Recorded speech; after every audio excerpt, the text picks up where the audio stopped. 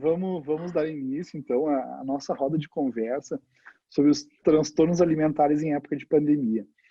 A ideia é ser uma roda de conversa, algo assim, sem uma estrutura rígida, que a gente possa debater entre todos que estão inscritos e estão efetivamente dentro da sala, mas que a gente vai trazer alguns dados, cada um na sua área.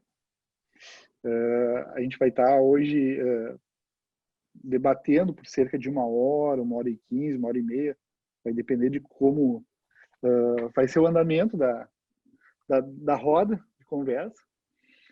E eu vou abrir espaço para a gente começar agora, então, com o Roberto Vasconcelos. O Roberto é psicólogo, especialista em psicoterapia. Ele é coordenador do ambulatório de transtornos alimentares da Fundação Mário Martins. É membro do Instituto da Sociedade Brasileira de Psicanálise de Porto Alegre. É mestrando em patologias do desenvolvimento pela Universidade de Ciências Empresariais e Sociais de Buenos Aires. Roberto, palavra é tua. Muito obrigado, Luciano. Boa noite a todos. É um prazer estar aqui para dividir um pouquinho, né, dos nossos conhecimentos, daquilo que a gente mais faz profissionalmente. E não podia deixar de agradecer a comissão, muito atuante, muito presente nesse momento que a gente está vivendo, né, que tem a ver com essa pandemia que nos pega, que nos derruba, que nos levanta, que faz com que a gente tenha que, vamos dizer assim, ser criativos, sobreviver, essas coisas. Então, eu preparei um textinho e depois nós vamos para a discussão, mas quero trazer algumas ideias primeiro, assim como os colegas, e depois a gente vai discuti-las. A ideia de relacionar os transtornos alimentares com a pandemia do coronavírus me colocou diante de observações de muitos relatos, postagens de amigos, conhecidos, pacientes, que, como eu, estávamos precisando nos adaptar para dar continuidade em nossas vidas. Claro, sobre o forte impacto das medidas de confinamento e do afastamento social. De repente, ficamos olhando, de longe, num primeiro momento, via imagens e relatos dos meios de comunicação, uma tragédia de grandes proporções lá do outro lado do planeta, mas que já me fazia pensar. E quando por aqui chegar, foi para mim o primeiro impacto e significativa sensação de angústia. Pensei nas pessoas que amo, nos meus pais, nos familiares, nos amigos, em mim, bem como naqueles que não conheço, mas que certamente seriam vítimas da pandemia. O curioso foi que aqui busquei me acalmar comendo alguma coisa. Eu acho que foi uma fruta, pelo que eu me lembro foi um kiwi. Desde então, o significado da palavra pandemia foi tornando-se uma realidade cada vez mais próxima e produzindo sentimentos e sensações que careciam de elaboração, mas aumentavam o estresse e a tensão. O medo da infecção, a duração da quarentena, perdas financeiras, estigma, frustração, tédio, suprimentos inadequados e informações contraditórias transformaram-se nos principais estressores. Já era possível sentir e prever, em crianças e adolescentes, um aumento do estresse pós-traumático. Foi durante um seminário lá na sociedade que no meu celular disparou a seguinte notícia: OMS declara pandemia mundial. Lembro que comentei com o professor que me olhou e disse: preocupante. Eu senti medo, algo até então nunca experimentado, como se estivesse diante de uma guerra de grandes proporções. As mudanças emocionais advindas do estresse das circunstâncias atuais se refletem no comportamento alimentar. As manifestações variam, desde o comer excessivamente através de um aumento da frequência da alimentação, o famoso beliscar, ou ter compulsão alimentar, podendo ainda impor restrições calóricas severas.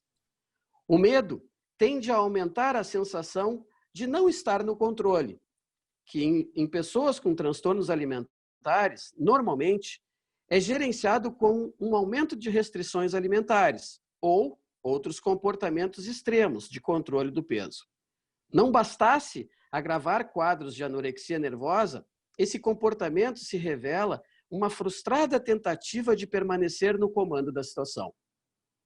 Cabe ressaltar que pessoas com transtornos alimentares e baixo peso têm maior risco de complicações médicas associadas à desnutrição. Mesmo que não tenhamos dados a respeito ainda, é possível que elas se exponham a maiores complicações da infecção pelo coronavírus. Por outro lado, sabemos que o estresse da pandemia e da quarentena ocupa um papel preponderante na degeneração de hábitos alimentares, anteriormente saudáveis, a despeito de se conviver com o transtorno ou não. Mas para quem tem a condição, o distanciamento social e as restrições do isolamento podem, de fato, manter ou piorar o problema. E isso se dá por algumas razões. Menor possibilidade de se exercitar, o que amplia o medo do ganho de peso ou, no ângulo oposto, favorece o acúmulo de gordura corporal. A estocagem de alimentos não perecíveis, o que leva à exposição massiva a bolachas, salgadinhos, pratos congelados, refrigerantes e afins, um potencial gatilho para episódios de compulsão alimentar. Redução do relacionamento com outras pessoas, ou, na contramão, maior tensão devido ao convívio com outras pessoas da casa. A solidão, como um fator para assaltos a geladeiras e orgias alimentares. O estresse desempenha um efeito poderoso sobre o apetite. Sabemos que o estresse crônico, independentemente da pandemia, está associado a uma maior preferência por alimentos ricos em energia, com alto teor de açúcar e gordura. Um experimento lá na Universidade de Yale, nos Estados Unidos, descobriu que, sob ameaça, sob estresse, até gafanhotos, que em geral se alimentam de proteínas vegetais como gramíneas, passam a comer mais plantas açucaradas.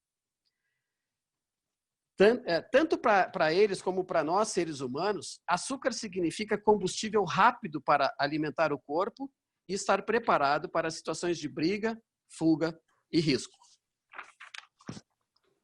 Dá para entender porque muitas pessoas buscam os alimentos mais calóricos na quarentena, numa tentativa desses alimentos funcionarem também como uma espécie de tranquilizante natural.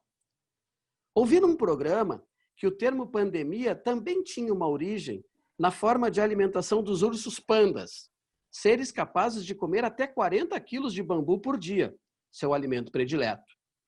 Partindo dessa correlação de como os pandas se alimentam, o período de confinamento nos atinge em cheio e produz muitas alterações na nossa maneira contínua de nos alimentarmos. A forma, a quantidade e a qualidade da nossa ingesta alimentar é muitas vezes uma via de expressão de como estamos nos sentindo. Observo um sentimento quase unânime de temor e de apreensão. Preocupações com o peso, o corpo, manifestam-se em mentes já dominadas por essas tensões. Angústias de outras origens, desde as mais primitivas formas, como o desamparo, a angústia de morte, as sensações de fragilidade, desproteção, a ameaça de infectar-se, que buscamos ao longo dos nossos dias lidar, ressignificar, elaborar ou mesmo desmentir, para tentar manter nossas capacidades mentais equilibradas. Para muitos que estão na solidão do confinamento, o alimentar-se torna-se uma espécie de companhia, um acompanhante substituto de outras relações, de ações que outrora tínhamos e praticávamos em nossa cotidianidade. Diante desse vazio, o comer apresenta-se como uma saída. O comer agora é uma atitude para aliviar essas ansiedades, essas angústias, verdadeiras, mas carentes de outros significados. Os psicanalistas falam que o ser humano necessita de amor e alimento para se desenvolver. Na pandemia, estamos expostos às privações de convívio social, de afetos, de rotinas que nos organizam e fazem sentido para a nossa existência. A partir disso, como preconizo, necessitamos de uma reorganização, uma aceitação de que somos responsáveis pelo controle e qualidade de nossas vidas. Olhar para dentro, para si, aceitando o instigante trabalho psíquico de dar conta dessas ansiedades, assim como criar saídas para sobrevivermos à ameaça. A vida humana propõe esses paradoxos. O tempo todo, a vida e a morte fazem parte da nossa existência. Toda crise é, ao mesmo tempo, um momento de criação, de oportunidades na busca de saídas, se reinventar, crescer para seguir em frente. A pandemia pelo novo coronavírus é perigosa do ponto de vista da saúde física e mental, porque coloca muitos indivíduos em situação de alarme ativo, 24 horas por dia. E o corpo humano não foi projetado para viver em estresse crônico, nem para usar os alimentos como conforto. Para interromper esse círculo vicioso, é imprescindível encontrar atividades que controlem a atenção. E aqui me refiro a exercícios físicos feitos em casa, sessões de yoga, meditação e cuidar do cardápio. Cuide da mente e das refeições. Finalizando, penso que a pandemia do coronavírus nos coloca diante de mais um desafio, de podermos nutrir nossos corpos e mentes a fim de nos mantermos saudáveis, qualificando-nos para sobreviver ao vírus, quem sabe com uma forma ainda melhor de organização interna, alimentar, afetiva, cuidadosa conosco e com o semelhante. Obrigado por enquanto e voltamos a conversar depois. Ótimo, Roberto. É um pouco difícil também a gente, nesse período, não se identificar com algumas das coisas que tu comentou, seja com a gente ou com outras pessoas que a gente tem um convívio próximo. Então, esse monstro invisível, chamado pandemia, dificilmente não está mexendo com a gente de várias formas. Né? Eu acho que muita identificação a gente vê nisso que tu trouxe. Né? Uhum. Pega-nos em cheio, né? Exatamente. Né? Medos, incertezas, mexe com muita coisa bem por lá um de longo trás. Né? tempo, e por um longo tempo, que nós não temos ainda uma saída, né? Bom, mas isso daqui a pouco a gente volta. Exato, né? A incerteza do que está acontecendo e principalmente do que está por vir. Uhum. Mas uma certeza eu tenho, certeza que acho que a Karen também vai nos presentear com uma excelente, algumas excelentes colocações, não? Karen, eu só vou pedir para tu ativar teu microfone, senão acho que não conseguiremos te ouvir. Então a gente vai dar sequência com a Karen Lobo Anicete. A Karen é psiquiatra, ela pertence ao corpo clínico da Fundação Mário Martins desde 2002, participa da equipe de transtornos alimentares desde 2003 e é psiquiatra da Prefeitura Municipal de Guaíba, do CAPS-IV, desde 2011. Karen, a palavra é tua. Boa noite. Bom, eu estava pensando aqui de que maneira começar isso, né? Porque diante do que o Roberto falou assim tão brilhantemente, né? Mas, enfim, esse momento que a gente está vivendo, um momento muito atípico, um momento que a gente nunca pensou que ia passar. Nunca a gente pensou que ia ficar trancado em casa, com a liberdade sendo tolhida, né?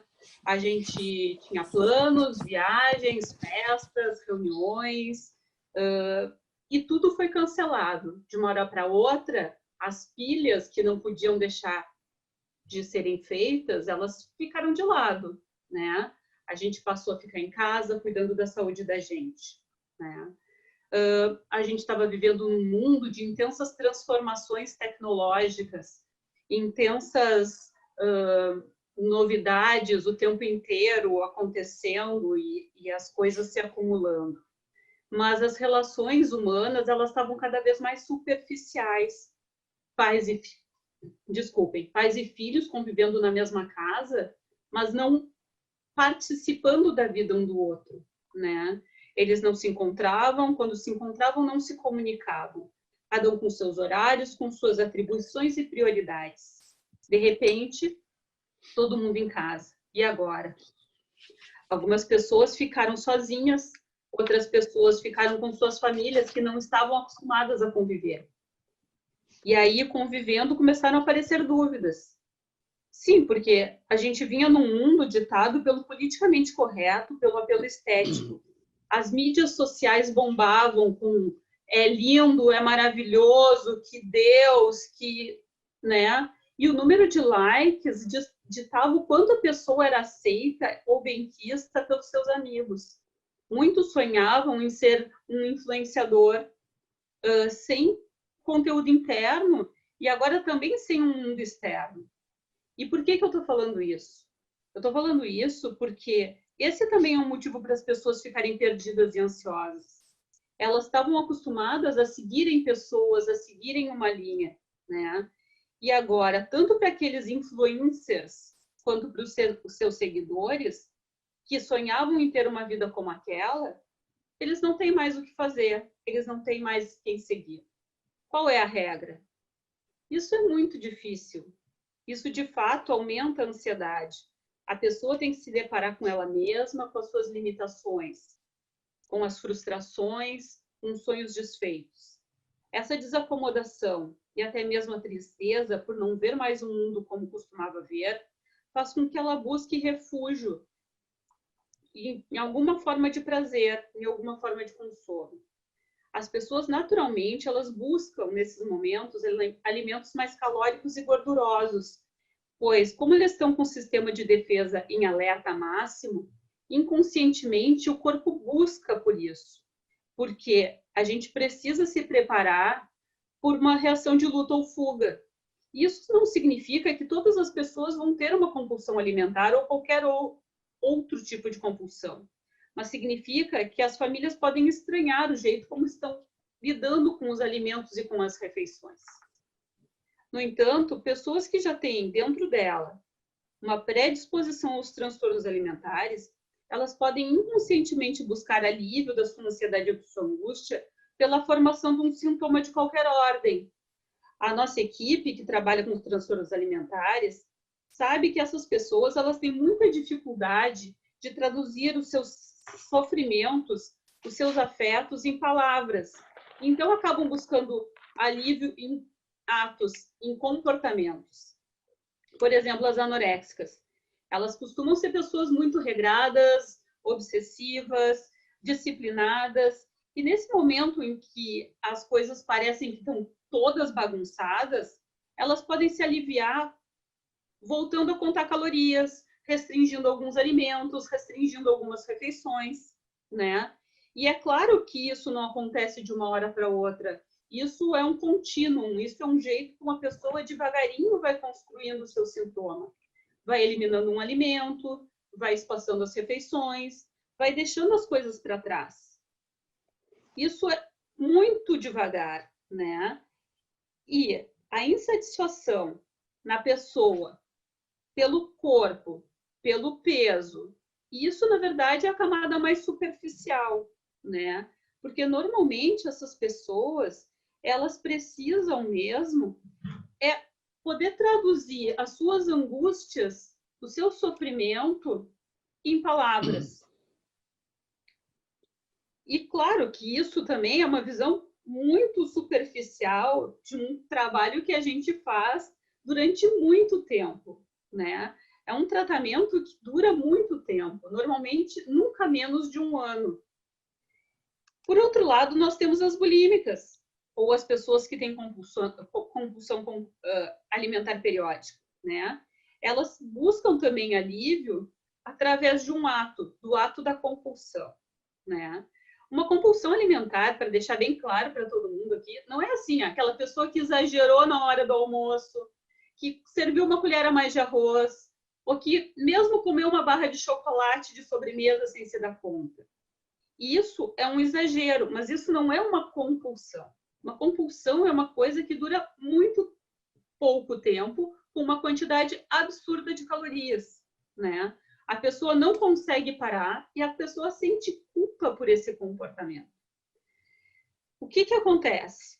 Algumas pessoas que têm compulsão alimentar periódica, elas só ficam com a culpa para elas. Se sentem fracassadas, desvalorizadas, sem condições de tomar decisões. As outras, que são as bulímicas, elas se aliviam através do ato de purgar. E o que é o ato de purgar? O ato de purgar não é só vomitar. O ato de purgar é fazer exercícios em excesso,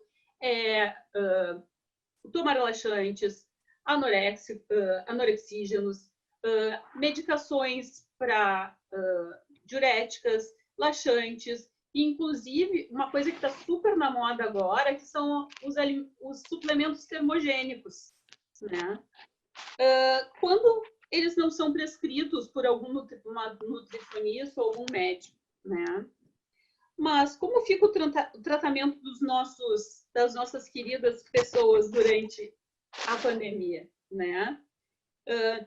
Como qualquer pessoa que tem um transtorno psiquiátrico, as pessoas com transtornos alimentares, elas precisam manter o seu tratamento, elas precisam seguir sendo acompanhadas, tanto pela sua psicoterapia quanto pela sua nutricionista, né? As anoréxicas, elas precisam manter o ganho de peso proposto para elas no tratamento. Elas precisam fazer a sua reeducação alimentar, elas precisam fazer as suas consultas periodicamente, né? Mesmo que seja por vídeo. As bulímicas, elas precisam cessar o ciclo de compulsão-purgação. E isso se dá também através da psicoterapia, dos acompanhamentos nutricionais, clínicos e, quando necessário, medicação. Nesse caso, antes de prescrever, a gente tem que estar atento às comorbidades psiquiátricas. O que são, afinal de contas, comorbidades? As comorbidades são patologias psiquiátricas ou não que estão associadas aos transtornos alimentares. Sabe-se que a maioria dos pacientes com transtorno alimentar apresenta pelo menos uma comorbidade psiquiátrica ao longo da sua vida. Em geral, chegam a ter 3 ou 4 comorbidades. Na anorexia nervosa, as comorbidades como toque, ansiedade, depressão, geralmente cessam quando a pessoa atinge um peso viável para viver. E esse peso viável para viver, normalmente, fica em torno de um índice de massa corporal 20, idealmente. Também é comum a presença de transtornos de personalidade.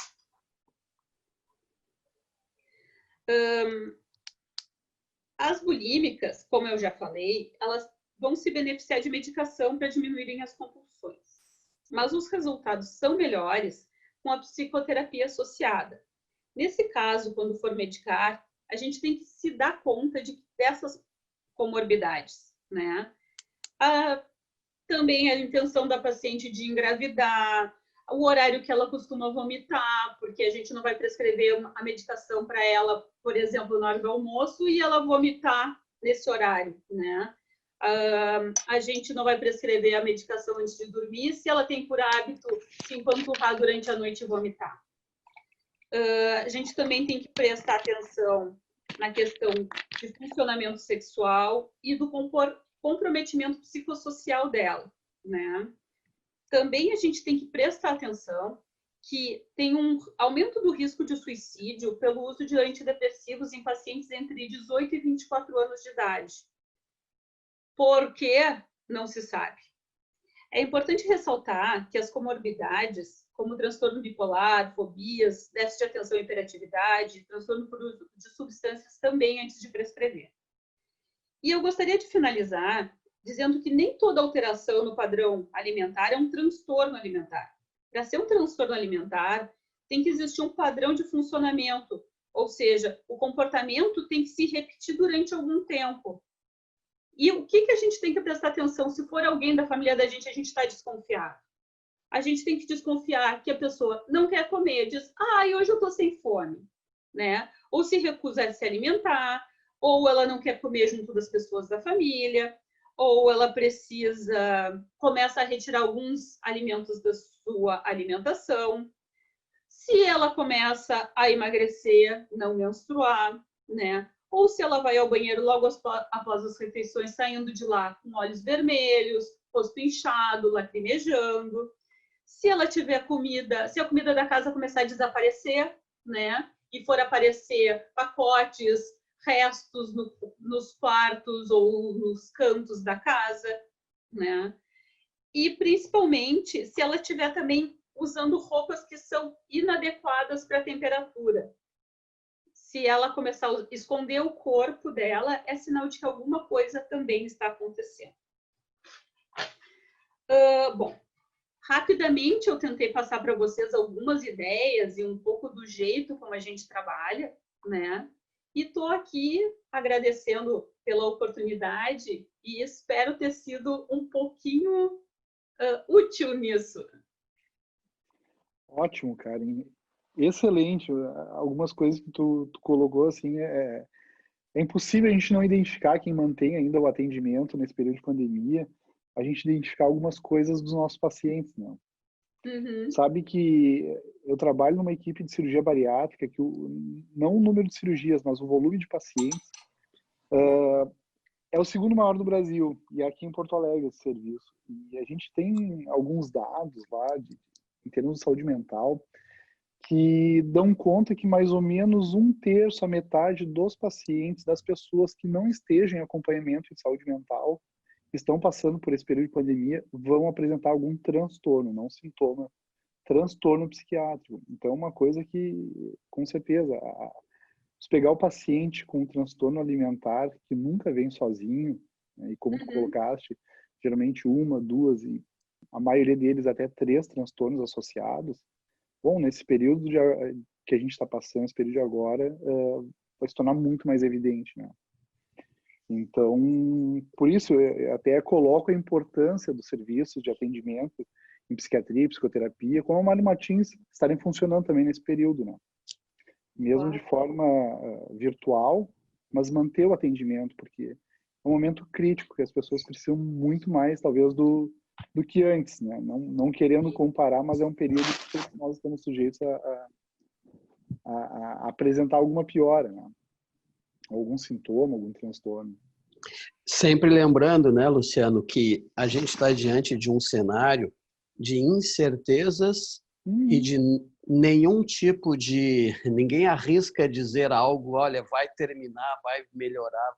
Todo mundo fica palpitando. Isso, para nós, né, que sofremos, vamos dizer assim, esse bombardeamento, já não é fácil. Agora, imagina uma pessoa que não está acompanhada. Exato. Exatamente. Né? Que não, enfim, não pode ter o seu tratamento, ou não se tratou, ou não tem essa noção, né? Então, Exatamente, né? é um momento muito delicado, muito delicado. É não ter uma mão para segurar diante desse medo que a gente está vivendo, né? Exatamente. Então, é importante, né? É fundamental, na verdade, né? Nesse período. Então, vamos dar sequência, então, a Giane Gamboa agora vai falar. A Giane é especialista em nutrição esportiva pela Universidade Federal Gama Filho. Ela é especialista em comportamento alimentar pelo Instituto de Pós-Graduação em Saúde e é membro do grupo de transtorno alimentar da Fundação Mário Martins. Giane, deixo contigo. Legal. Oi, pessoal. É um prazer estar aqui com vocês hoje. Nessa quarentena, muita gente tem aproveitado para comer melhor, cozinhar e pensar mais na saúde do que no peso. Outras pessoas têm exagerado na comida e sentem culpa e medo de engordar. Isso é normal. Saindo da rotina, é provável que se ganhe um pouco de peso. Aí vem a importância de nós reorganizarmos a nossa rotina. Este confinamento pode ser o momento de nos alimentarmos com mais consciência, o momento de fazermos as pazes com a comida e com o corpo. Também podemos identificar e salientar os transtornos alimentares. Fiquem de olho, pessoal. Estamos mais ansiosos, temos vontade de comer alimentos mais gostosos que proporcionem mais conforto e prazer. Tanto que os alimentos que têm sido mais comprados neste período são sorvete, leite condensado, bolacha recheada, pipoca de micro-ondas e salgadinho de pacote. Porque eles proporcionam mais conforto e colo, né? Não são alimentos proibidos, mas devemos comê-los com muita moderação. Temos que prestar atenção na fome emocional, que são momentos em que buscamos uma recompensa na hora de comer. É comum, mas pode se tornar um problema se for a única maneira de lidarmos com os sentimentos. Este medo e a culpa ao comer tem a ver com a classificação dos alimentos entre bons e ruins. Hoje, comer um bolo feito pela mãe ou pela avó, com uma xícara de café com leite ou chá no lanche da tarde, é considerado uma jacada, uma gordice, um sentimento ruim. Tem gente que até considera isso como lixo, esse tipo de alimentação, para vocês verem como é que está a coisa. Exagero e compulsão são coisas completamente diferentes. né? Quem nunca, num aniversário de família, num churrasco de domingo, no Natal, não comeu um pouco a mais, se sentiu estufado, como se tivesse passado da medida? Isso é exagero. Que chato se a gente não pudesse fazer uns exageros assim de vez em quando, né? Compulsão alimentar é quando a pessoa come tudo que tem na geladeira, depois ainda ataca o congelador e come comida congelada, tipo arroz e feijão congelado, e como nós tivemos alguns casos aqui, ainda procura alimento no lixo. Geralmente, essas pessoas sentem muita dor, muita culpa. Esse episódio de compulsão dura em torno de 2 horas, e nesse período, as pessoas podem atingir uma ingesta de até 14.000 calorias. É muito, né?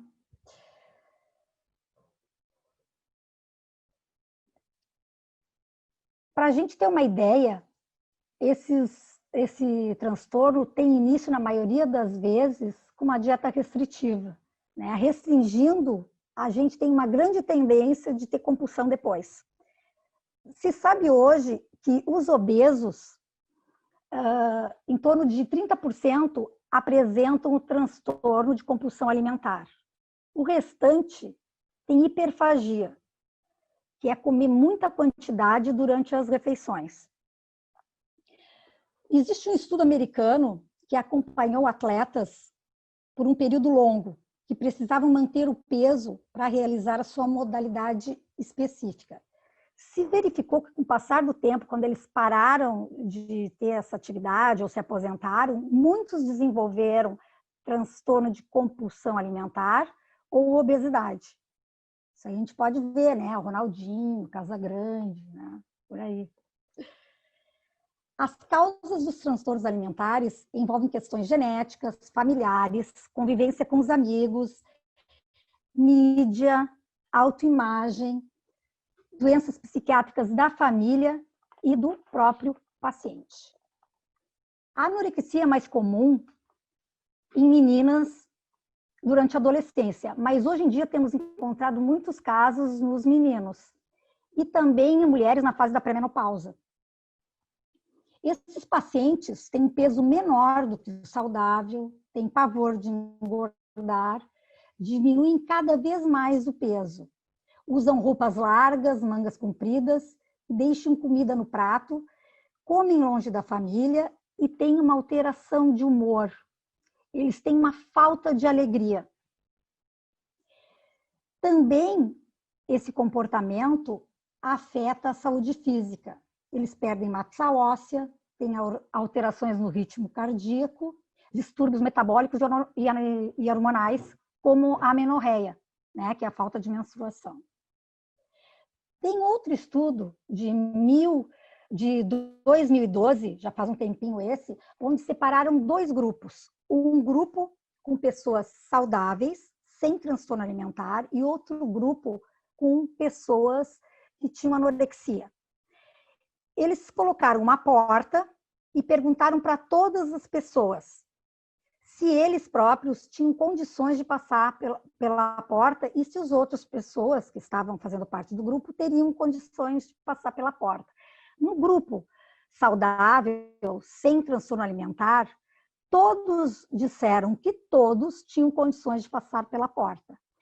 No grupo que tinha anorexia, a maioria disse que ele próprio não conseguiria passar pela porta. Isso nos mostra que essa desconexão com a imagem corporal é do paciente anoréxico com ele mesmo e não para com as outras pessoas. Entendeu? Isso é muito importante. Na bulimia, ocorre uma privação, uma restrição, e seguida de uma compulsão alimentar. Isso provoca também uma grande culpa, uma grande raiva, e faz com que o paciente procure comportamentos purgativos, como a Karen já tinha falado, né? Vômito, uso de laxantes, diuréticos e atividade física em excesso. Esse comportamento purgativo pode provocar lacerações no esôfago, desgaste no esmalte dos dentes, que provocam algumas pequenas fraturas, né? Um deslocamento de retina e um distúrbio eletrolítico, principalmente na bomba de sódio e potássio, né? Que é responsável pela contração muscular, né? Pelos batimentos cardíacos. Eu tive pacientes que foram educados desde criança pelas mães, após esses eventos familiares, aniversários, churrascos, a chegar em casa e provocarem vômito ou fazerem uso de laxante. Tive também avós e tias que presentearam as pacientes com espartilho, para que elas usassem bem apertado antes de irem em alguma festividade que envolvesse alimento. É muito importante buscar uma ajuda multidisciplinar, mas presta atenção. Esses profissionais, eles têm que ter capacitação e experiência em transtorno alimentar. Senão, esse quadro pode piorar e muito, como a gente já observou. O tratamento nutricional dos transtornos alimentares, ele envolve uma melhora no relacionamento do paciente com a comida e com os horários de comer. A gente mostra a importância desses alimentos, a importância nutricional desses alimentos, das vitaminas, dos minerais para o corpo. E também desenvolve uma rotina alimentar, onde a gente indica para o paciente que ele tem uma qualidade e uma quantidade adequada de alimento, colocando uma leveza na vida, fazendo com que esse paciente faça as pazes com a comida, desenvolvendo ao longo dessa caminhada um comer de forma saudável e saborosa. A dica principal para essa quarentena é que a gente observe os nossos filhos, os nossos familiares que estão junto nesse momento e preste atenção, porque eles podem estar sofrendo com algum tipo de transtorno alimentar e não sabem como pedir ajuda e nem conseguem identificar esse transtorno, né? Eu me coloco aqui à disposição para responder perguntas junto com toda a nossa equipe. Ótimo, Giane. Muito bom, né? Eu vou abrir um espaço para perguntas, mas acho que a equipe de transtornos alimentares está de parabéns. Acho que foram 3 abordagens excepcionais e muito bem colocadas. Eu fico com uma dúvida até, Giane, que eu achei bem interessante que tu falou, assim, né? Porque tem, nesse período que a gente está vivendo, né, como comentei antes, é difícil a gente ver alguém que não esteja passando por alguma fuga, né? Como é que a gente faz para diferenciar? Tu colocou um exemplo, assim, mas na prática, dentro das nossas casas, aquele comportamento dentro dessa rotina, que é alguma coisa mais pro lado da patologia, de alguma coisa, não digo saudável, mas como uma fuga temporária. Aquele paciente que tá usando a alimentação como uma fuga para esse período, para vencer esse medo, vencer essa incerteza, daquele paciente que está desencadeando um transtorno alimentar. Não só para a Giane, para os 3, né? Boa pergunta. Sim. Vai, Giane. Sim. O que a gente, notando e frisando bem essa diferença, hoje em dia, confinados, a gente tem mais contato e proximidade com a comida, né? Uhum. A gente vai no supermercado, compra o alimento, estoca em casa. Então, a primeira coisa que eu acho que ajuda as pessoas a se organizarem melhor é fazer uma lista de compras, comprar estritamente o que está nessa lista, cozinhar, trazer a família para a cozinha, e buscar uma vida saudável nesse confinamento, tentando se mexer mais, mesmo em casa, fazendo atividade física junto com a família, ou pela televisão, ou através do Just Dance que tem, né, no videogame, pulando corda. Isso tudo ajuda, e principalmente tentar manter a rotina alimentar que tinha antes. Eu enfatizo isso. Manhã, um horário para o almoço, para a janta. Eu acho isso que tu disseste, Jane, muito importante. Ela ajuda. Claro. O que o Luciano nos questiona, e é muito comum quando tu está privado da tua liberdade, da tua organização, da tua rotina, é a gente reclamar disso. Uma das formas desse reclame, que muitas vezes na pandemia tu está restrito, e nós podemos pensar assim, pessoas presas dentro de casas pequenas, situações de confinamento com um monte de preocupações outras, as contas, aquelas coisas todas que a gente falou. Então, assim, para desorganizar algo, e a alimentação é algo que está presente diariamente, continuamente, né? Traz essa sensação de descontrole com o andar da carruagem. Por quê? Bom, em primeiro lugar, porque é muito difícil a gente ter uma condição de se manter íntegro, sem ser afetado.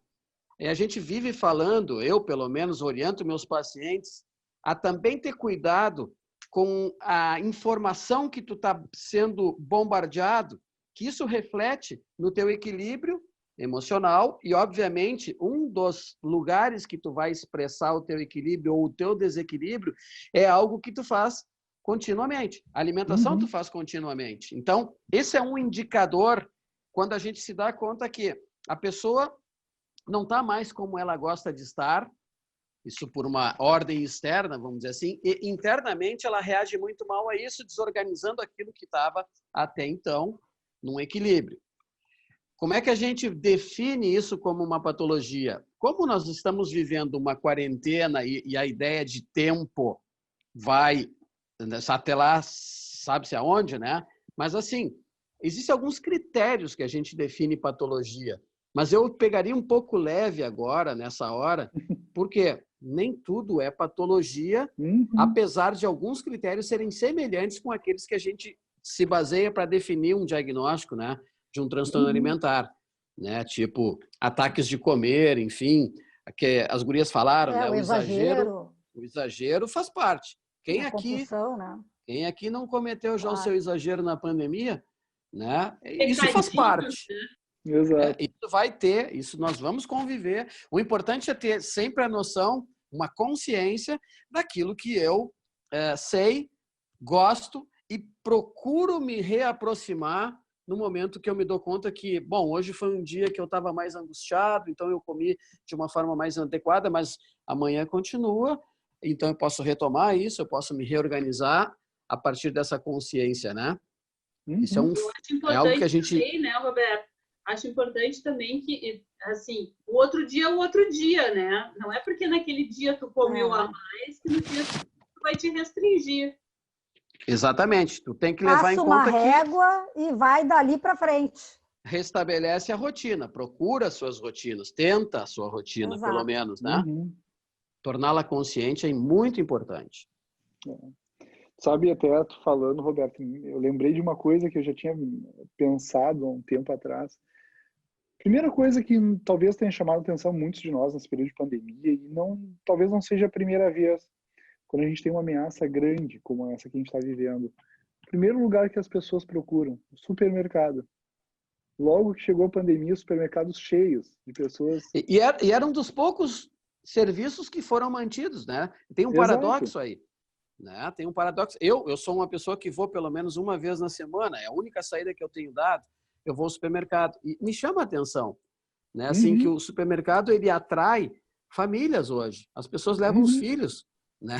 Virou um programa. Então é óbvio que aquela ação de pegar alimentos, de botar no carrinho, para quem pode, obviamente, né? Nós estamos falando de uma população que tem acesso, tem outras que não têm acesso, que é um outro problema, né, da falta, da restrição alimentar, não por sua vontade, mas por outras carências. Então, assim, isso é notório. O alimento está fazendo parte da vida da gente sempre. E é com ele que a gente vai se virar nessa hora, e é com ele que a gente tem que contar, e não ser escravo dele, né? Ficar submetido a uma coisa assim, pior que a pandemia, né? Que é a angústia que a gente fica quando come inadequadamente, a culpa que sente por ter comido. Isso define uma patologia, né? Muito mais, né? O sentimento de culpa que a gente fica ao comer, né? O que tem que, na minha opinião, ser repensado, ser ressignificado, né? Para que tu não transforme isso dentro da pandemia ou fora dela, num modus vivendi, né? Eu como, logo eu sinto culpa, logo eu faço alguma coisa para eliminar, logo eu estou metido dentro de um círculo vicioso que me atrapalha. E vamos lembrar, alimentar-se é algo muito importante e saudável, né? É um prazer, é uma satisfação. Não podemos ficar sem se alimentar, né? É, a gente brinca, né? É um prazer. Tu atende uma pessoa que tenha uma adição ao álcool, por exemplo, tu tira o álcool da pessoa, tu não deixa. Agora, a comida tu não pode tirar, né? O alimento tu não pode suprimir. Tu tem que te reeducar, tu tem que aprender a lidar com isso que é vital. A conviver harmoniosamente com os alimentos. Sem dúvida. É um problema de relacionamento, né? Vamos pensar que temos que conhecê-los, né? Conhecer no sentido mesmo, né? Saber o que são os alimentos, quais são os alimentos importantes, qual uma boa combinação para que tu possa ter saúde. E agora que a gente está enfrentando o vírus, né? Já tem alguns estudos que falam assim de pessoas que têm mais chance de enfrentar melhor a partir daquilo que comem, dos líquidos que ingerem, né? Muito importante a hidratação, né? Que a gente muitas vezes fala de alimento e esquece. A água é um alimento, né? O corpo carece, precisa.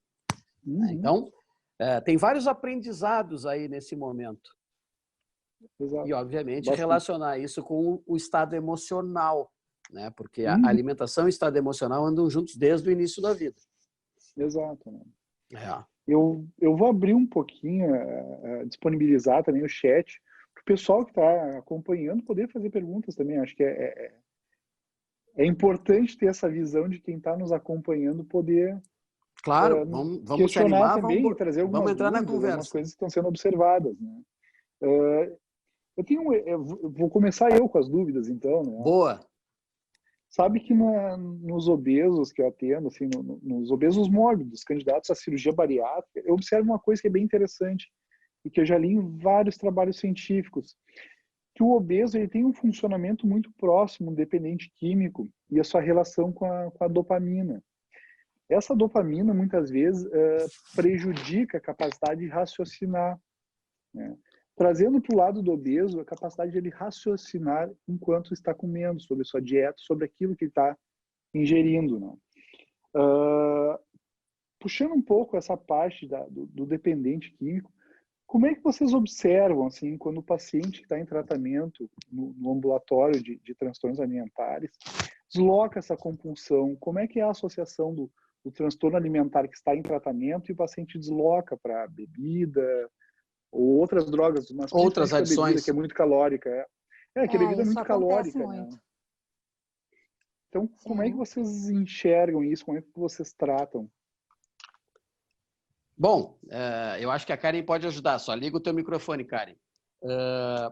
Eu acredito Só uma coisa, assim... tem pacientes que deixam de comer para poder beber. Substitui, né? na verdade, Daí, né? Quando a gente fala em calorias, né? Substitui. Então, assim, a gente até pode ver que é muito difícil um alcoólatra ter obesidade. Geralmente são pessoas mais magras, né? E emagrecidas, abatidas. Né? Eu então, contribuiria. Assim, eles fazem essa troca, né? Da alimentação pelo álcool. Deixam de comer, deixam de se nutrir. Luciano, contribuindo nisso, eu penso também assim que é muito comum pacientes aditos terem vários tipos de adição e trocar as adições. Quando a gente começa a tratar um paciente de transtorno alimentar, um adito ao alimento, um obeso, que está em sofrimento, porque a gente tem que diferenciar, tem muito obeso que não tem sofrimento. Ele, na verdade, ele está sendo encaminhado, mas ele não está incomodado com aquele peso. Alguém está incomodado no lugar disso, né? Geralmente uma companhia, a mãe ou a esposa, enfim, que tem uma preocupação com a saúde. Isso está desconectado dentro do paciente. Então, assim, a gente vai conscientizar, a gente vai mostrar para essa pessoa os prejuízos que muitas vezes até já foram falados, mas não estão conscientes. A gente vai tentar mostrar a esse paciente caminhos que ele possa ter sem tirar os prazeres, porque eu sempre me lembro de uma avaliação que eu fiz no Mário Martins, anos atrás, de um paciente que veio com a mãe e com a esposa. Ele tinha 189 quilos quando ele chegou. E a mãe dele estava apavorada, dizia assim, ele tem 44 anos, ele vai morrer, Roberto. A gente está tentando botar na cabeça dele que ele tem que se reeducar, que ele não pode mais aumentar o peso. E ele dizia assim, doutor, tu não tem ideia do que é a lasanha da minha mãe. Eu como aquela tigela inteira. Né? Ele tinha prazer de fazer isso, só que ele suprimiu, ele separava assim em dia, né? A questão do prejuízo. Então, a gente muitas vezes trabalha na questão do conscientizar os prós e os contras. Não tirando o prazer do paciente da alimentação, mas sim reeducando, orientando isso de uma forma melhor, que não tem um prejuízo tão grande dentro daquilo que eu como. Eu sempre digo, tu tira bebida, tu tira droga, mas alimento tu não tira, tu reorganiza. Né? Então, assim, é através de um processo de conscientização e de, principalmente, ligar esses afetos que estão desligados. De alguma forma, esse paciente tem uma fragilidade emocional que desliga, desconecta, como eu costumo dizer, né? Afeto, e aí acaba indo para esse caminho. Não tem consciência, tipo assim. São pacientes que a gente chama de desvalidos, tem um desvalimento, uma falha nessa comunicação, né, inicial. E aí isso se reflete comendo de uma forma... Tipo assim, já alimentaram peixe em aquário? Se tu vai dando comida, o peixe vai comendo, até ele explodir. Ele explode. Se tu der comida o tempo todo, ele come o tempo todo. Como se tivesse uma falha na consciência da saciedade. Né? E essa falha se dá por várias razões, enfim. Claro. Mas eu estou vendo que está movimentando aqui o chat, né? Eu acho que aí entra aquilo que o Luciano perguntou da questão da bebida alcoólica, né? A bebida alcoólica, ela inibe a inibição, ou seja, né, o freio vai embora.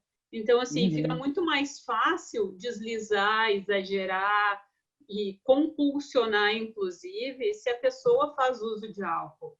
Porque ele inibe a saciedade, né? Ele inibe a questão de... Ele dá, ao mesmo tempo, também dá o prazer e fica naquela coisa assim, uma tacinha de vinho mais, um pouquinho de comidinha a mais, e a pessoa vai indo nesse ciclo vicioso. Nós não podemos esquecer que o álcool no organismo é uma toxina, né? Não é um alimento. E o corpo se protege, o corpo tem que buscar algo para inibir. Quem aqui já não ouviu falar que o fulano tomou lá um porrão e foi parar no pronto-socorro, e o que fizeram com ele lá? Glicose, né? Então é um disparador natural do corpo, a busca por algo que quebre a molécula do álcool, né? Quando tu está com N exagero. Então, tudo isso a gente ensina, tudo isso a gente conversa, tudo isso a gente tenta conscientizar. Né? É um trabalho que, como disse a Karen, a gente não consegue fazer isso em 1, 2 encontros. Isso tem todo um investimento junto do paciente, da família. Né? Claro. Vou trazer um pouco do chat aqui. Boa! O Carlos colocou que engordou 4 quilos nessas semanas de quarentena. Ele pergunta se seria perigoso fazer dieta agora e se ficaria com a imunidade baixa e mais propenso a pegar o coronavírus de uma forma mais forte. Baita pergunta. O Carlos não especificou o peso, né, a idade que ele tem. Mas, assim, dieta não é o ideal nesse momento. O negócio é reorganizar a alimentação, né? Não ficar muito tempo sem comer. Isso é uma dica muito boa. Tentar confeccionar alimentos saudáveis, utilizando alimentos sem ser de pacote, né? Isso é importante. Nada de salgadinhos, bolachinhas, como eu havia falado lá no início, sorvetes, evitar ter esse tipo de alimento em casa, certo?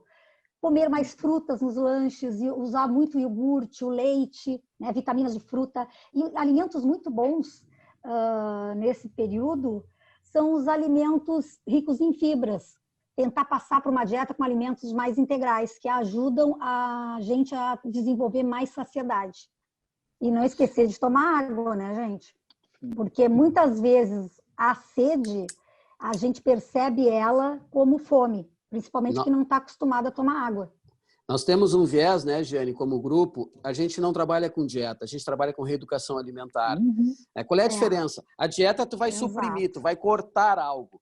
A reeducação alimentar tu vai organizar a tua alimentação primando por todos os grupos alimentares. E isso tem mais resultado que dieta, por incrível que pareça. Tem restringir, sem cortar, porque como a gente falou antes, é um gatilho. Se tu corta agora, amanhã tu vai querer ter de volta. Então, assim, a dieta é uma coisa muito específica, muito, muito, muito específica. E pandemia, dieta, não rima, não combina. Agora, a reeducação... Eu estava pensando para o Carlos, né? Isso que eu estava pensando para o Carlos, não é que ele não precisa fazer uma dieta, mas ele pode perder peso saudavelmente, se for esse o caso dele. Claro. Né? Porque através da reeducação alimentar, como o Roberto falou, e das trocas que a Giane falou, talvez naturalmente e devagar ele vá perder, voltando a um peso saudável. E a dieta pressupõe que a gente encurte um espaço de tempo e bote números na cabeça da gente que a gente tem que ir atrás. Eu tenho que perder tantos quilos agora no prazo de tanto tempo. Gente, isso é torturante. Não é assim. A gente tem que pensar que... Claro, a gente tem que pensar que a reeducação é para a vida. A dieta... Tipo assim, tu vai fazer um exame e o médico diz que tu tem que perder 5 quilos para poder fazer o exame. Tudo bem, tu vai perder os 5 quilos para fazer o exame. Mas fazer dieta, viver em dieta, não tem nada a ver com saúde, né? Tem a ver com um quadro bem específico. É impossível viver em dieta. Né? Não tem como. Então vamos pensar numa reeducação como um modelo melhor, que permanece por mais tempo na vida da gente, né? Trazendo mais uma pergunta da Nil. Ela perguntou para a Giane, mas gostaria de expandir também para o grupo inteiro. Ela gostaria de saber que alimentos a gente pode utilizar para ajudar a aliviar a ansiedade nesse período. Bom, nesse período, para ajudar a aliviar a ansiedade, o ideal é que a gente não fique muito tempo, não tenha muito intervalo de tempo entre as refeições, tá? Para não ter aquela fome, né? Alimentos que ajudam a baixar o nível de ansiedade são principalmente os alimentos ricos em triptofano, como a banana, a aveia, o leite, né? Por isso que já se dizia, dá um leitinho para a criança se acalmar, para dormir, né? Por causa do triptofano. Os antigos já tinham essa experiência e já aconselhavam leite. Mas, na verdade, é porque ele é rico em triptofano que dá essa sensação de relaxamento, de mais tranquilidade. A Giane nos brinda com algo que é fantástico na psicanálise, né? Dá um leitinho. O leitinho tem uma relação com cuidados primários, com cuidados lá bem iniciais da vida. Isso por si só acalma, né? Qual é o leite que não nos acalma? Sim, e é rico em triptofano, né? Que é um relaxante muscular, vamos dizer assim, natural. Depressivo natural. O triptofano, na verdade, é precursor da serotonina. Exatamente. É, precursor da serotonina, isso mesmo. Todo mundo vai tomar um copo de leite hoje, então. É bom. Ajuda. Uma bananinha com aveia. E com leite. Tem uma pergunta. Luciano, vi que passou uma pergunta da Maria Alice de alimentos bons em relação ao coronavírus. Essa questão é interessante, né? Bem cabeludo, eu vou falar, porque assim...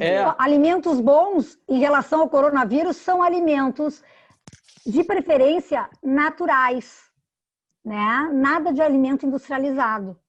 Ter uma dieta saudável. Né? É que, na verdade nós até agora... nós não temos ainda... coronavírus com frutas, verduras, e essa que é a dieta boa. Bem lavado, como Luciano, não te ouvi. Desculpe, eu trouxe pelo menos assim, o único fator de risco identificável até agora, o coronavírus, a infecção e até a mortalidade, é um dado que boa parte dos pacientes que deram a óbito eram obesos. Então, assim, se a gente vai por essa lógica, se conseguir reduzir a obesidade nesse período, ou a tendência à obesidade, já é um fator de proteção, né? Então, nós estamos falando, como na minha conferência, lá no início, a história dos gafanhotos, né? Que eles, em situação de estresse, eles procuram aliviar o estresse, não se nutrirem. Nutrição é uma coisa que passa ao largo disso. Então, a qualidade dos alimentos, distribuindo em todos os grupos alimentares, eu vejo qualidade sempre. O que não pode é concentrar em cima de poucos, né? Tornar a alimentação da gente resumida a poucos grupos alimentares. Tu tem que abrir, tu tem que ter a experimentação. Tem que abrir mães em casa, mães em casa com filhos pequenos, ensinar. Os filhos vão comer na medida que a gente ensina a eles o prazer daquele alimento. Eu sempre conto isso lá no grupo, Luciano, acho que é válido a gente falar. A minha filha, quando era pequena, ela tinha uma babá, e a babá um dia estava preparando, assim, perto de 1 aninho, quando começa a comer os sólidos, né? E estava preparando um brócoli. Imagina, um brócoli. E aí a babá dizia assim, ai, Nath, tu vai comer essa coisa nojenta? E eu estou sentado à mesa e eu estou observando. Quando ela espetou o brócoli e deu para a Natália comer, a Natália virou a cara. Aí eu, diante daquela cena, digo, fulana, tu viu o que aconteceu agora aqui? Ela disse, não, tu não gosta de brócolis, né? Ela disse, não, eu não gosto. Eu digo, mas a minha filha pode gostar. Como a gente apresenta, tem muito de como a pessoa vai receber, né? O alimento é assim, né? Então, se a gente apresenta bem para os filhos um leque amplo de alimentos, eles vão comer, eles vão degustar como a gente. Mas se a gente dissesse, isso aqui não é bom, aquilo ali não faz bem, como é que as crianças vão ouvir isso? Outra coisa, Roberto, importante é apresentar o alimento mais de 10 vezes, de formas diferentes para a criança. Para conhecer Só assim, e se ela recusar todas essas vezes, em diferentes apresentações, aí, se ela não quiser, e realmente ela não gosta. Mas a gente não pode desistir na primeira, na segunda vez. Só para completar, Isso a minha filha come brócolis até hoje, viu? Boa. Poderia ter ficado fora, né? Ótimo. A Paula trouxe uma pergunta que seria meu próximo questionamento, né, nessa linha. Ela traz que os transtornos alimentares, no geral, são transtornos familiares. E como ficam as famílias com esse confinamento lidando com esses transtornos alimentares? E juntando até com a minha pergunta, como é que a família pode ajudar também a prevenir esses transtornos alimentares? Quem arrisca? Karen. Bom, assim, são pepinos, né, na verdade. O que acontece, né? A primeira parte da pergunta, né? Como é que as famílias ficam?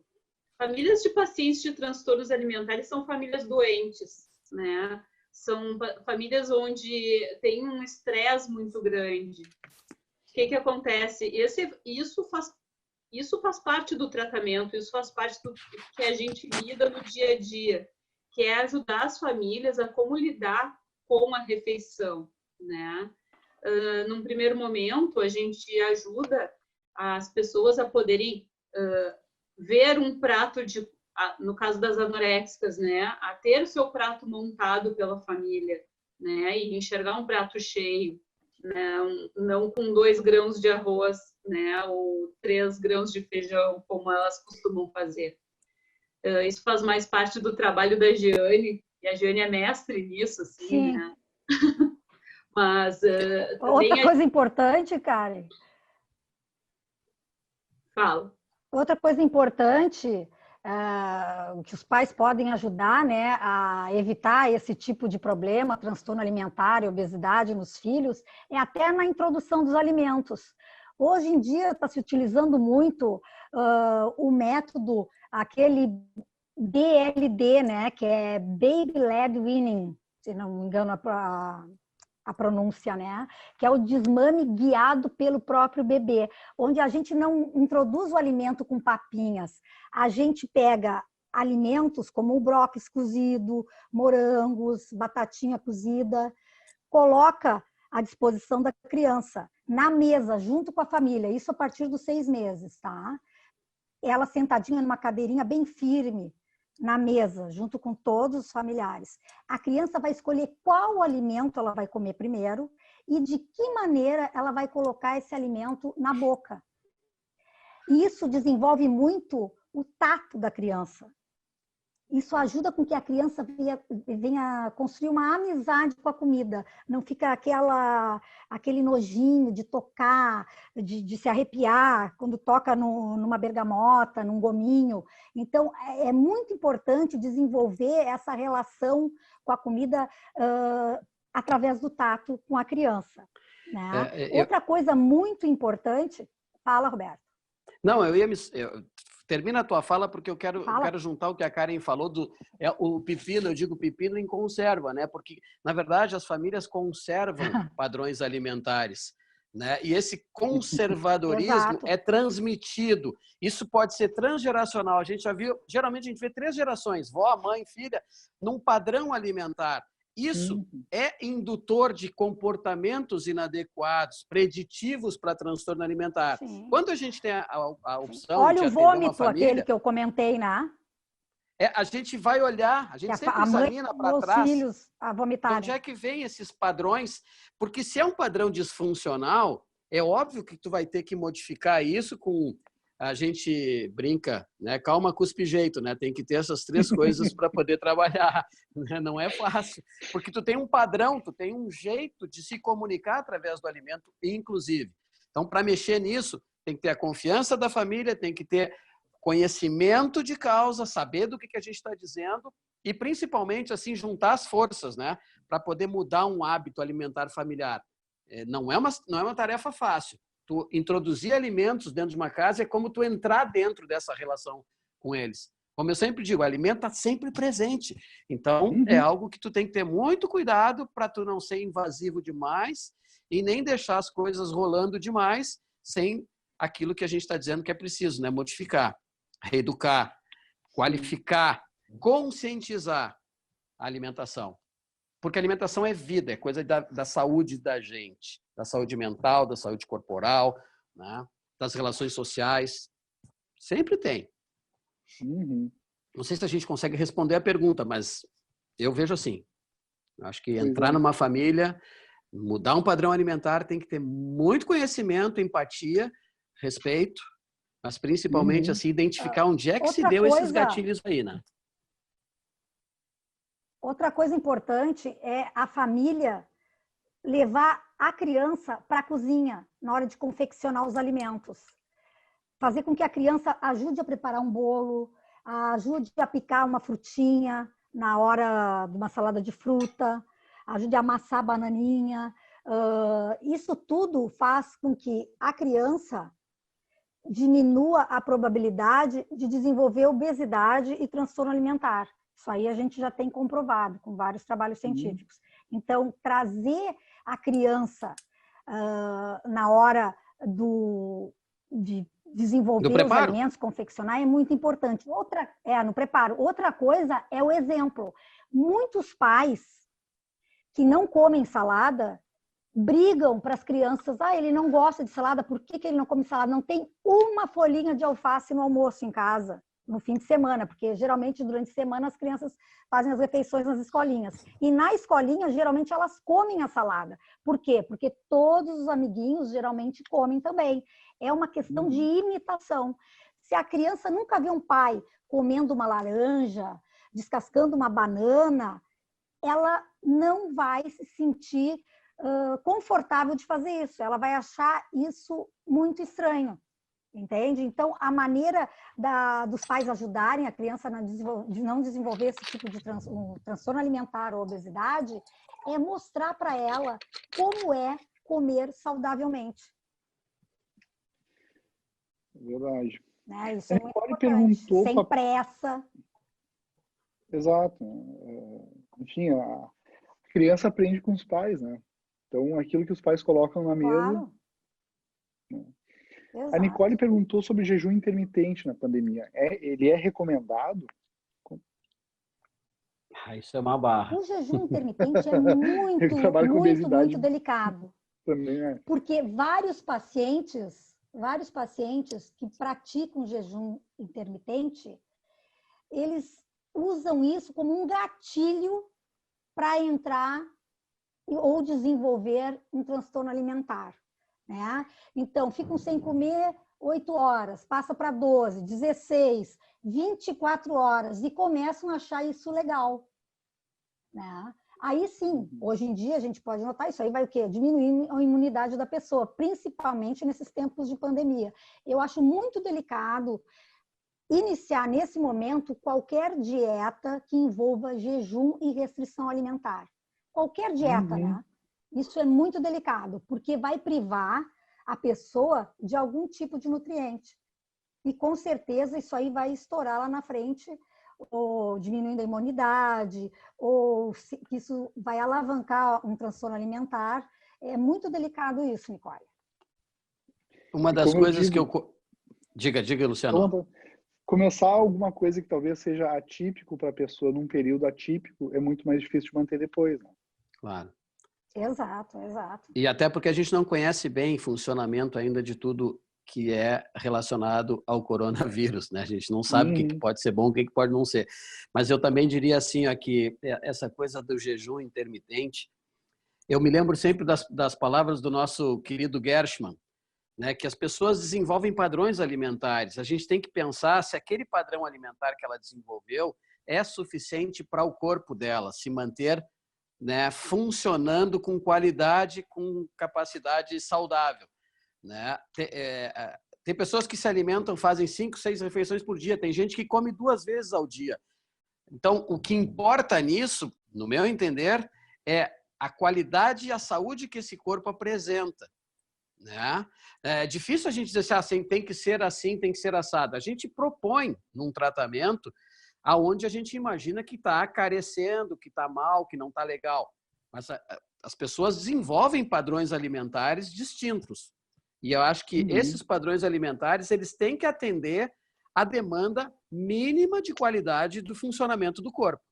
Entendo isso, tudo bem. Né? Tu faz lá um exame, tá lá todos os teus metabólitos, tá tudo ok, beleza. Se tu come 3 vezes ao dia, se tu come 2, né? Uma coisa que eu fico pensando, né, Roberto, é a questão do comer intuitivo, né? As pessoas, na verdade, que não têm um problema com a comida, dificilmente elas vão se preocupar em vou fazer jejum intermitente, não vou fazer jejum intermitente, vou comer a cada 2 horas, ou cada 3 horas, ou cada 5 horas. As pessoas que têm uma boa relação com a comida, elas comem quando elas têm fome, né? E se mantêm bem. E se mantêm bem, né? Saudáveis. Param de comer, bom, me alimentei, estou satisfeito, ok, né? As pessoas que têm um problema na sua relação com os alimentos é que acabam buscando essas dietas milagrosas, né? Seja jejum intermitente, seja dieta do abacaxi, do feijão, exato, tirar o glúten, tirar a lactose, tirar tudo. É isso. A Nicole fez uma pergunta, eu acho que até foi para mim, eu posso responder até. Perguntou quais seriam as comorbidades psiquiátricas mais comuns em candidatos à cirurgia bariátrica.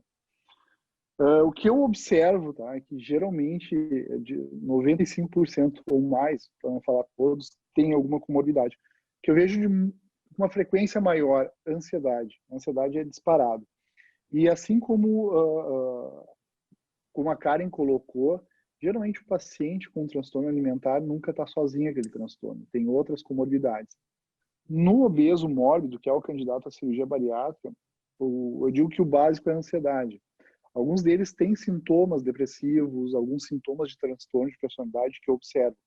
Mas disparado, assim, ansiedade e algum transtorno alimentar do comer compulsivo, comer noturno também, né? A Nicole colocou também algumas contraindicações, alguns fatores contraindicam. Eu vou fazer um pouco diferente, tá? O que indicaria na cirurgia bariátrica? Basicamente são 3 indicações, né? O paciente tem IMC acima de 40, tá? não tem comorbidade e falhou ao tratamento clínico por no mínimo 2 anos. Esse paciente, segundo esses critérios, já seria um candidato. Paciente que tem um MC acima de 40 e tem alguma comorbidade também já seria uma indicação.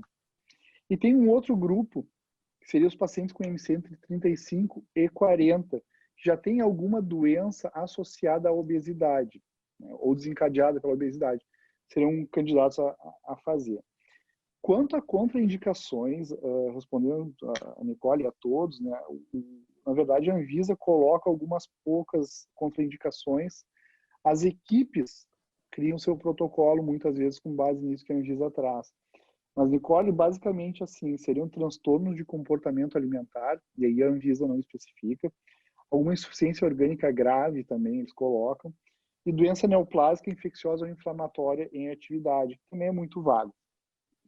Da minha prática, do serviço que eu trabalho, normalmente aquele candidato que a gente recusa, a gente tira da lista para realizar a cirurgia, a gente leva em conta algumas coisas. Uma causa secundária para a obesidade, como um hipotireoidismo, por exemplo, tem que ser descartado. Extremos de idade, pacientes menores de idade ou maiores de 65 anos, já também a tendência a excluir. Óbvio, a gente já operou pacientes com 16, 15 anos. Tá? Até uma situação que aconteceu no ambiente que eu convivo, alguém procurou atendimento para uma criança de 8 anos com MC de 50.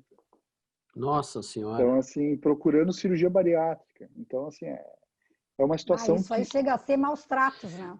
Exato. 8 anos, quer dizer? Exatamente. Uhum. A capacidade intelectual, acho que é uma coisa que a gente leva muito em consideração.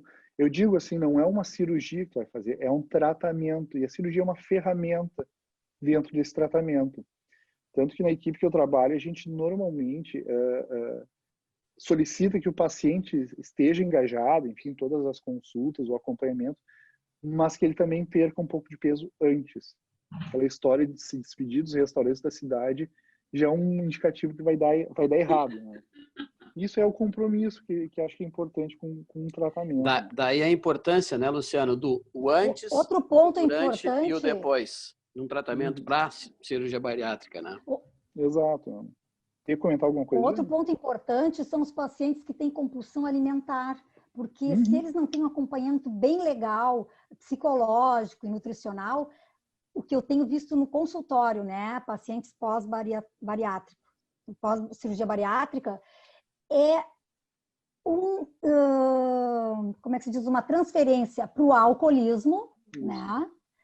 E outra coisa é o comer tipo pique-me, né? Comendo assim, ó, de 30 em 30 minutos, como 2 colheres de sopa de leite condensado, daqui a pouco eu como um pouco de geleia, daqui a pouco eu como uma barrinha de chocolate, daqui a pouco 2 bolinhas de sorvete. A pessoa fica comendo fracionadamente e em espaços de tempo muito pequenos. Então, Exato. É muito importante essa avaliação antes da cirurgia.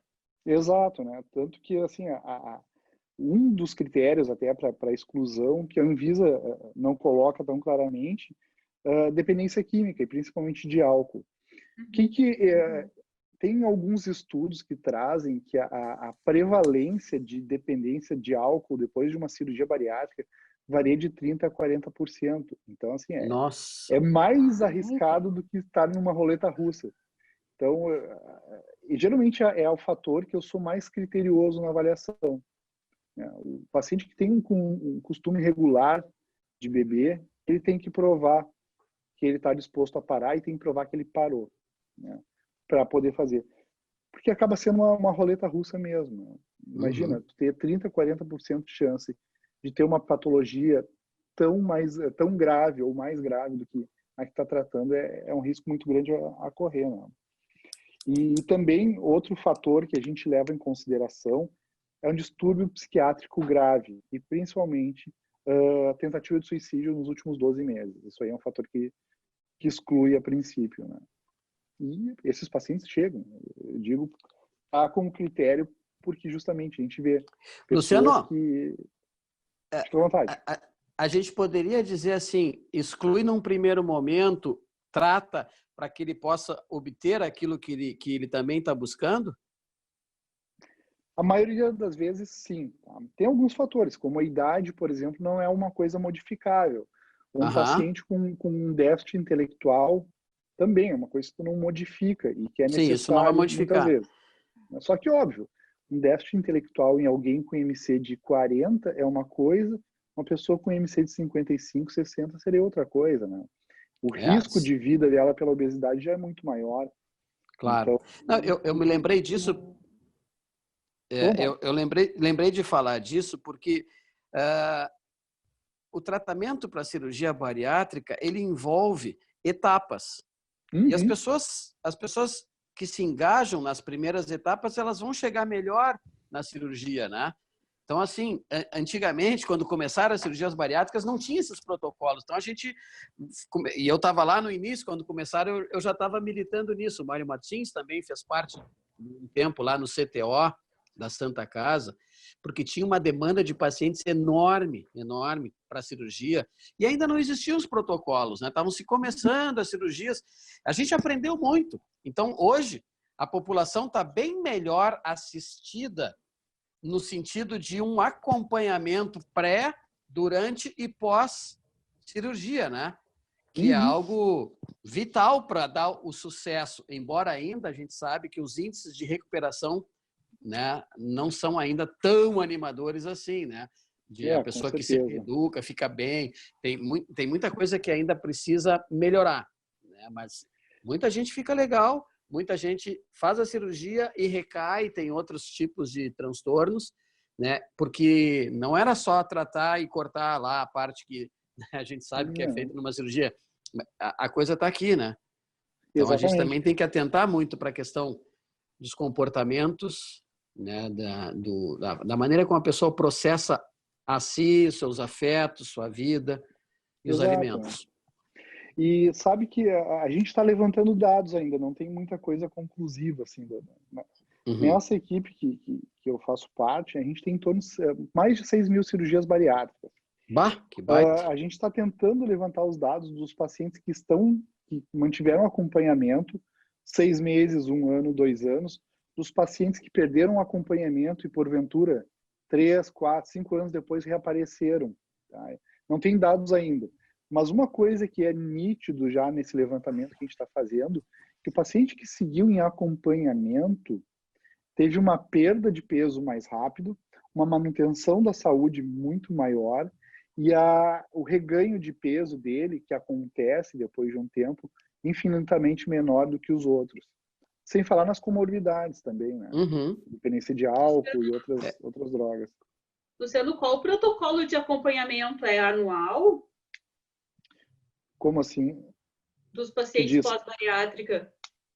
Não, é indefinido. Na equipe que eu faço parte é indefinido. Né?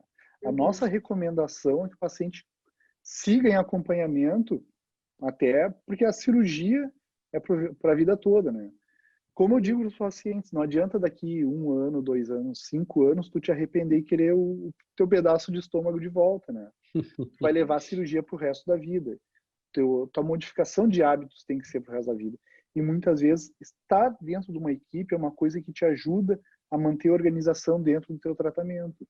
Claro. Então, assim, para o paciente que não tem uma doença psiquiátrica evidente ou que prejudique, a gente faz um acompanhamento antes de cerca de 3 meses, no mínimo, e a gente faz um acompanhamento de pelo menos 6 meses a 1 ano depois. Sem medicação, sem nada, nenhum tratamento psiquiátrico. Mas o paciente tem um transtorno, aí sim, esse aí vai pro resto da vida. Com psiquiatra, o psicólogo, nutricionista, essencialmente esses dois, né? A aderência sempre é melhor. O que eu tenho visto no consultório também é que o paciente ele tem que ser responsável também por esse acompanhamento pós-cirurgia, né? Tanto nutricional quanto psicológico. Não precisa ser aquela frequência semanal ou mensal, mas que ele tem um compromisso de revisar tanto com a nutricionista como com o psicólogo as necessidades, né, de uma recombinação, né, dos hábitos alimentares, vamos dizer assim, de 6 em 6 meses, pelo menos. Porque quando eu recebo um paciente Quando eu recebo geralmente um paciente pós-bariátrico, ele vem assim há mais de 1, 2 anos sem nenhum acompanhamento. Aí a coisa está bem complicada, né? Quase um reganho total até. Por isso que eu estava falando da aderência ao tratamento. A aderência ao tratamento é, desde o princípio, um contrato, uma relação que se inicia e que vai ter uma continuidade para o resto da vida. E isso envolve confiança. Tu tem que estar confiando na equipe que vai te operar e na equipe que vai te acompanhar, né? Tem que ter uma relação de confiança para tu te manter ligado a alguém. É alguém que vai fazer parte da tua vida, né? Tu promove uma modificação importante no teu corpo, né, que precisa ser acompanhado, mas não só no teu corpo, na tua mente também, né? Então, assim, é uma relação para o resto da vida. Mudou. É como a gente está falando agora, coronavírus, né? Pandemia. As pessoas comentam, quando voltar, quando voltar. Não, não vai voltar. A gente vai ser daqui para frente. Isso mudou o comportamento da gente. A gente teima em não aceitar, em resistir à ideia, mas hoje nós vamos ter uma ideia de conviver com o vírus até ter uma vacina, não é assim?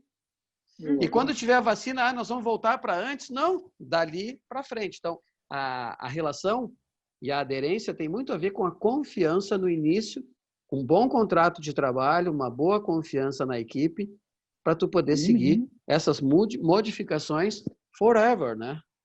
Exatamente. Né? Bom, eu vou trazer uma última pergunta. Eu acho que a nossa live está muito boa. Que bom. Quiser a gente continuar por 2, 3 horas, né? Mas também a fome está batendo. Tá bom, eu ia dizer. Vou trazer uma pergunta para a Giane, para a gente fechar com chave de ouro aí. Giane, como é que ficariam as aferições de medida dos pacientes com transtornos alimentares nesse período de pandemia? Bom, eu tenho trabalhado com os pacientes, né? As consultas têm sido por vídeo e através de medidas, né? Fita métrica. Né? Com pacientes com anorexia, o ideal é que a gente faça uma medida do braço, da circunferência do braço, certo? Pacientes que a gente está tratando com a bulimia, comer compulsivo, e a própria anorexia, o importante é verificar o que eles estão fazendo na realidade, né? Como eles estão se relacionando com a comida nesse momento. Os episódios de compulsão, os episódios de restrição, o sofrimento. Isso é o mais importante nesse momento. Mas com um paciente anoréxico, que é mais vital, né? A gente perceber se ele está tendo um reganho de peso saudável, eu tenho trabalhado assim, com a fita métrica, sem balança.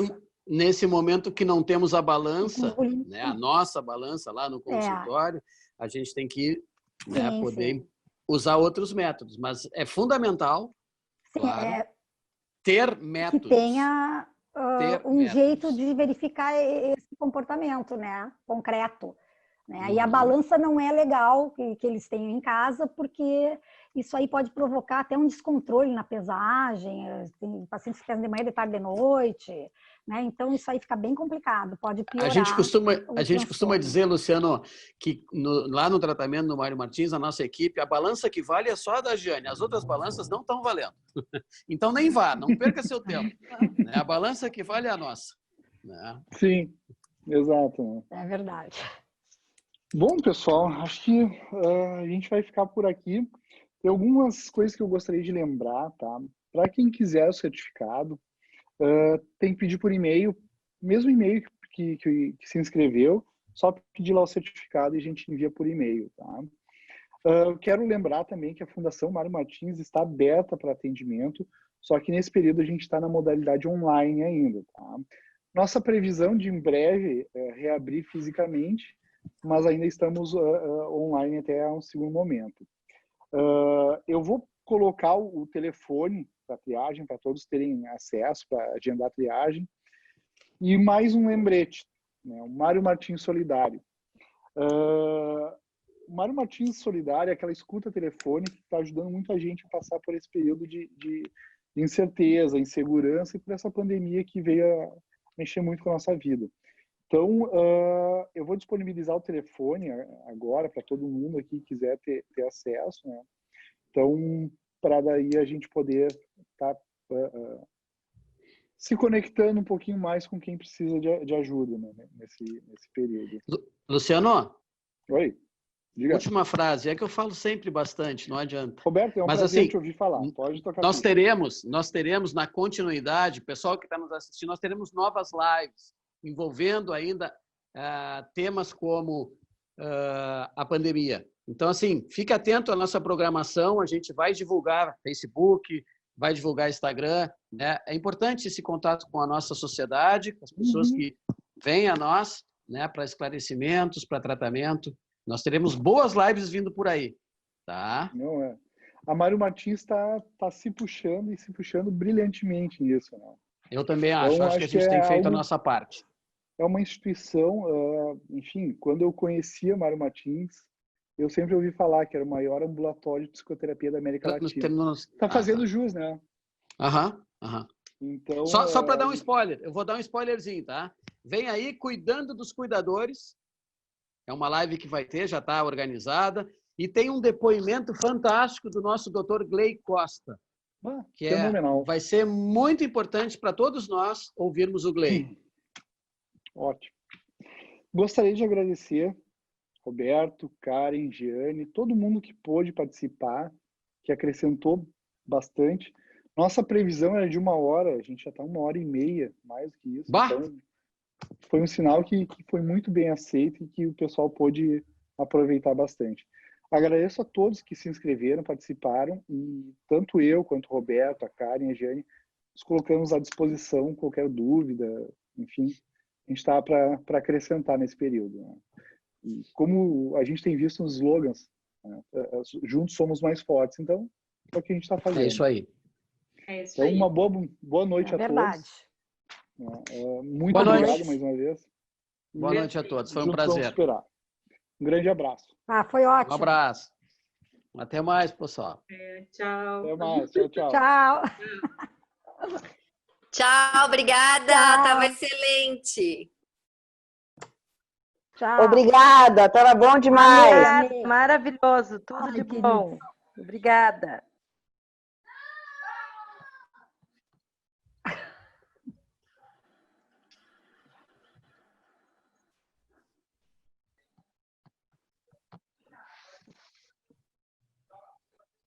Obrigada.